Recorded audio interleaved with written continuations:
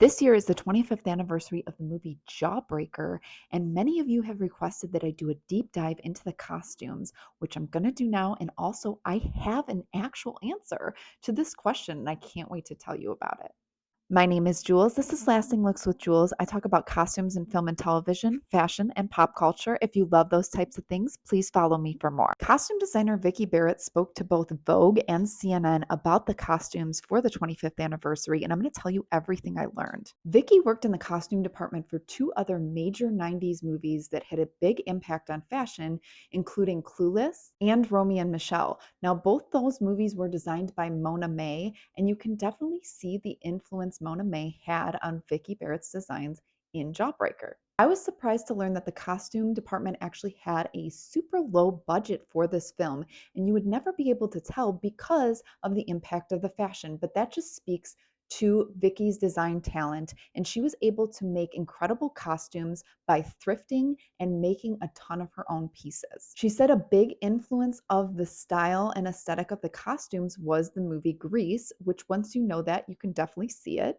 The color palette for the costumes, not surprisingly, was inspired by a Jawbreaker. They wanted the costumes to be, quote, sugary sweet and to not give away the darkness of the film and to kind of be a contrast to that darkness. Meaning, when you first see these characters, you're not expecting where the story's going to go based on what they're wearing. Because she was creating this retro modern aesthetic with the costumes, it was hard for her to find pieces in stores. So that is also why she was thrifting and why she made so many of her own custom designs. And to answer the question about the hosiery that they wear, she actually mentioned it in the interview, and she said that she wanted the tights with the lines down the back with the exposed seams, and that she simply could not find them in stores at that moment. That wasn't in fashion at all. So she actually made the hosiery for the girls in the film. And she said she worked really hard on it and that you can barely see it in the film. So it's great that you noticed it. But she said if you look for it in the scenes, it's definitely there. You can see the lines down the back of their tights. So sadly, you cannot get your hands on them because they were custom made for the film.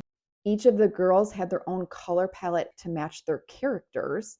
And if you notice, they put Julie in a lot of denim and more different types of looks than the other girls because they wanted to differentiate her from the pack. When Fern Mayo becomes Violet, she decided to put her in this bright pink because no one is wearing pink up until that point in the movie. She wanted it to be, she said, kind of ridiculous and over the top when you see her in these really bright pink looks.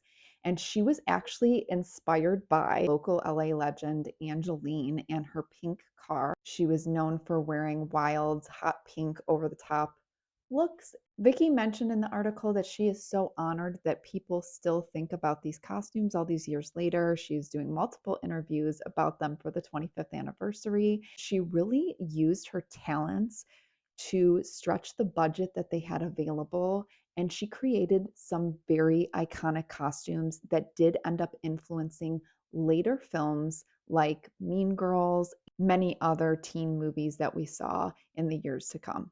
I always like to highlight designers who are incredibly talented and make these kinds of costumes that impact pop culture, and they don't always get the credit for their incredible work.